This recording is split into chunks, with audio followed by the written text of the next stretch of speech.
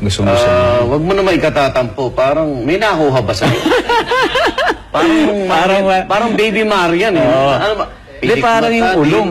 Ano ba? Ano bang... Yung ilong. May aangkinin ka ba dyan? Wala ako. Talagang aminin ko. Talagang lahat sa kanya. Sa kanya, oh. Siguro yung yung ugali combined.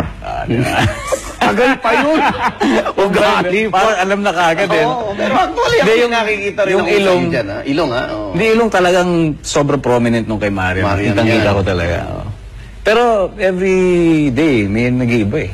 Pero ikaw, napaliguan mo na ba? Oo naman. Solo kaya. Talaga? Pawis ko talagang lagatok sa kanya eh. Parang ako'y naligo eh. Ito. Alam mo, Misa, ito talagang challenge sa mga tatay.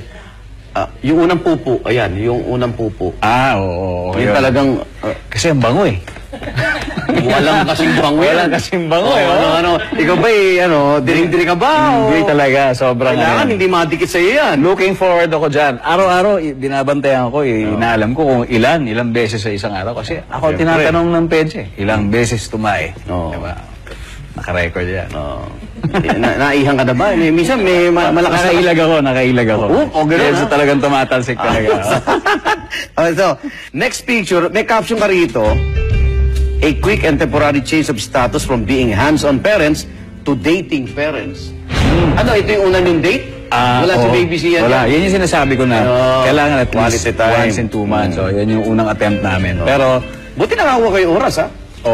buti yung aking mother-in-law, yung lola ni Leticia, ay nandun para alagaan siya. Pero tama, gaya ng sabi mo, andun kami pero yung utak namin, wala. Mahirap, no? Wala. Parang magiging sweet, tapos umiiyak kaya siya ngayon. Kasi pag ano na eh. Sensitive ang baby, di ba? Alam, pag wala talaga yung parents, di ba? Alam mo, ayun. ang cute, ha? Pero nung nandito si Marian, ang sabi niya, kaya niyang bumuo ng basketball team. Tanungin mo siya ulit ngayon. Tingnan natin kung mag-iba. Bakit? Siyempre, akala niya ganun kadali, di ba? Naranasan na eh. Pero ikaw, siguro, kaya mo yun. Mga kalahati. Sabi ni Marian, ang gusto niya, anak, ilan ba? Sabi niya dito. 12 ba? 12, di ba? Depende po sa adrenaline ni Dingdong yun. Ikaw ilan? Ako, tingin ko, yun nga, plus 3. So, 4 siguro. 4. Pero, again, depende yan kung... Pero okay lang din 12. Kailan nyo ba may balak ba kayo sundan? O enjoy nyo muna itong moment with Baby Sia?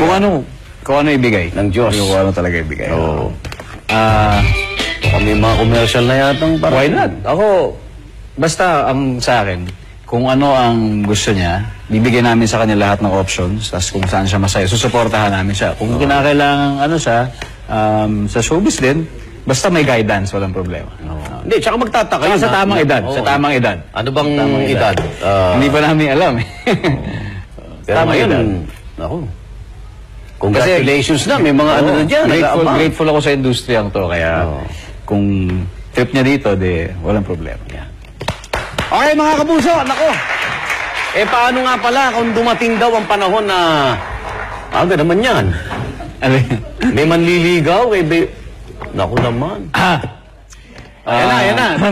Nag-stretch na po si Ding Dong. Siguro, kung nakikinig ka, sanggol ka pa, ha?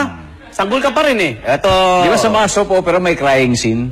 Ngayon, alam ko na yung motivation ko para makaiyak ako sa mga soap opera. Pag may kumakatok na sa bahay.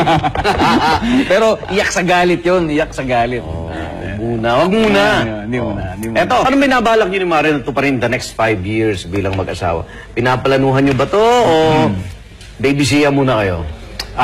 Sa next 5 years, nakikita natin. mukhang puro babies muna. Puro babies. Pero siyempre, hindi sa puro titigil. babies? Yung kung ilan lang po pwede in 5 years. Ba okay, ha?